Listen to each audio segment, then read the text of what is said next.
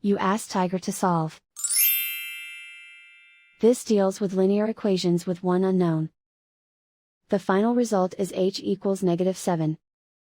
Let's solve it step by step. Remove the ones. A variable's value does not change when it is multiplied by 1, so we can eliminate it. Remove the ones. Group all h terms on the left side of the equation. Add h to both sides. Group like terms. Simplify the arithmetic. Group like terms. Simplify the arithmetic.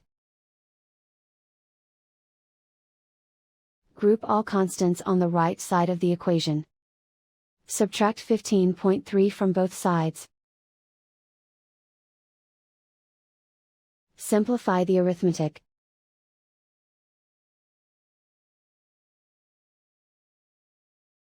Isolate the h. Divide both sides by 2.